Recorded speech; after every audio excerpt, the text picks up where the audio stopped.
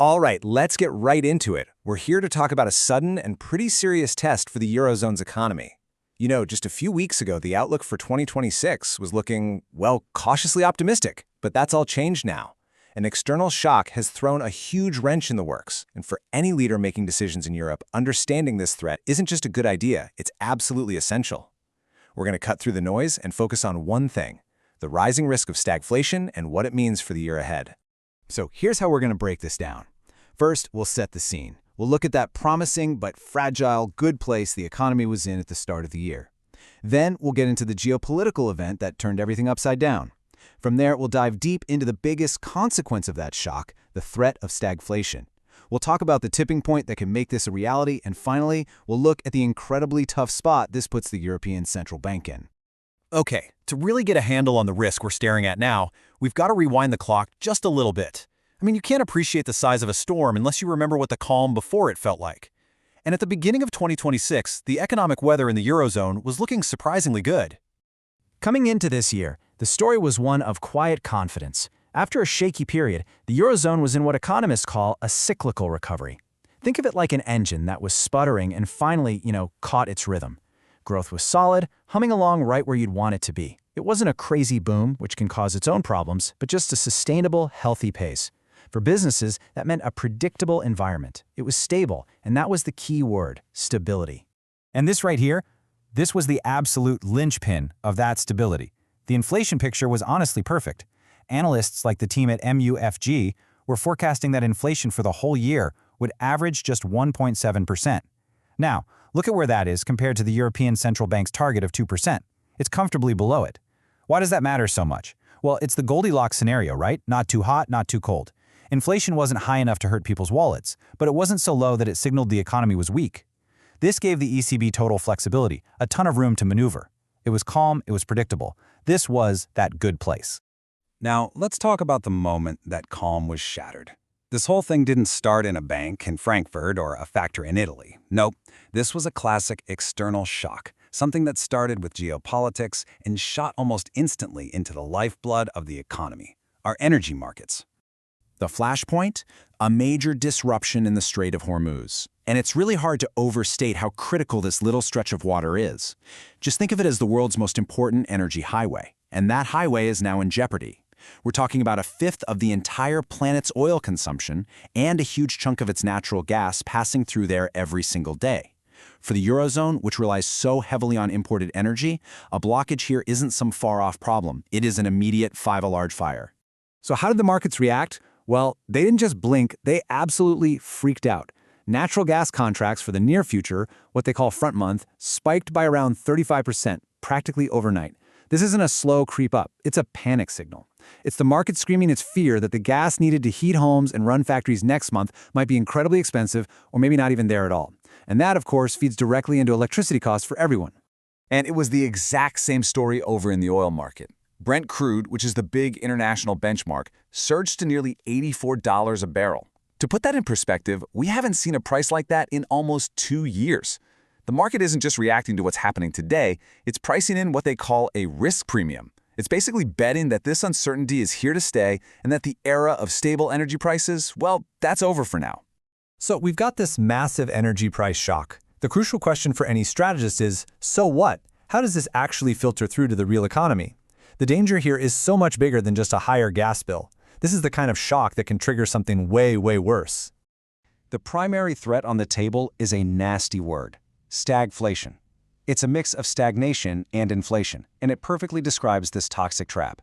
On one side, high energy prices act like a giant tax on everybody, slowing down business and crushing consumer spending. That leads to stagnant or even negative growth. But on the other side, those same high energy prices are pushing up the cost of living, creating high inflation. Imagine trying to drive a car with one foot slammed on the brake and the other on the accelerator. You're not going anywhere, but the engine is screaming and you're burning fuel like crazy. That is stagflation. And there's a good reason they call it a central bank's worst nightmare. And this quote from Neil Shearing just hits the nail on the head. The real problem isn't just how high oil prices jump in a single day. The economy can usually handle a short, sharp hit. The real risk is how long they stay up there. Think of it this way. A sudden, unexpected downpour might be annoying, but it's over quickly. But a relentless, miserable drizzle that goes on for weeks, that soaks everything, causes floods, and changes the entire landscape. A prolonged period of high energy costs is like that drizzle. It just seeps into every corner of the economy, and that's what causes the real damage. Okay, this brings us to the most subtle part of this whole crisis, but it's also the most important. The danger here can shift from being a simple cost problem to a much deeper psychological one. The real battle isn't in the energy markets anymore, it's in the minds of millions of people. So if we drill down to the absolute core of it, what's the single biggest danger? It's not a specific price for a barrel of oil. It's not a particular GDP number. The ultimate danger is a change in mindset. It's that moment when the shared belief in stable prices, the belief that's been the bedrock of the European economy, starts to crumble. The jargon economists use is that inflation expectations become dislodged. But what does that actually mean in plain English? It's the tipping point where people just stop believing that inflation will go back to that 2% target. They start expecting high inflation to be the new normal. And here's the really sneaky part. When enough people believe that, their actions make it come true. It's a self-fulfilling prophecy. If everyone fears a bank will collapse and runs to pull their money out, their actions will cause the collapse they feared. It's the exact same with inflation. And here's how that poison spreads step by step. It starts with price hikes on things you see every single day. What it costs to fill up your car, the bill at the grocery store. You can't ignore them, so households immediately feel the pinch. That constant, painful reminder of rising costs makes them doubt the official promises that things will be brought under control. That belief in the 2% target starts to wobble. So what happens next? Well, when it's time to negotiate a pay raise, you're not asking for 2% anymore. You're demanding 4% or 5% just to protect yourself from the inflation you expect to see. And then businesses, who are now paying more for energy and for labor, have no choice but to raise their prices. And boom, the cycle is complete.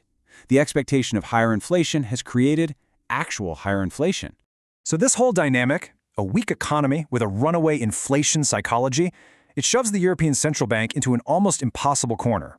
Their standard tools, well, they're designed to fix one problem at a time, not both at once. It's like having a toolbox with only a hammer when you really need a wrench. And this slide lays out the brutal lose-lose choice they're facing. Okay, option A, fight the inflation. The textbook move is to raise interest rates. That makes borrowing money more expensive, cools things down, and brings prices down. But in an economy that's already on its knees, that's like kicking it while it's down. You would almost certainly tip the Eurozone into a nasty recession. All right, so what about option B? Support growth. The move there is to cut interest rates, to get people borrowing and spending. But in this environment, that would be like pouring gasoline on a fire. It would signal they aren't serious about inflation, and that would make the whole expectations problem even worse. They are completely and totally trapped. So when you're faced with two terrible options, what do you usually do? You do nothing. The most likely path for the ECB is to just stand pat. They'll hold steady, wait, and hope that the geopolitical storm blows over. But waiting isn't free. The combination of the energy shock and seeing a central bank that's basically paralyzed is toxic for confidence. Businesses will put off investments, people will delay big purchases. That uncertainty itself puts the brakes on the economy, which means the forecast for growth in 2026 isn't just neutral anymore. The risks are now overwhelmingly pointed down. So here's the ultimate takeaway from all this. The entire strategic conversation for the Eurozone in 2026 has been completely reframed. The main question for leaders is no longer, how do we maximize growth? With the policymakers stuck on the sidelines, the new, more urgent question is, how do we build resilience? The real challenge for every single organization is going to be navigating this new era of volatility and deep uncertainty. That optimistic start to the year feels like a lifetime ago. The real test has just begun.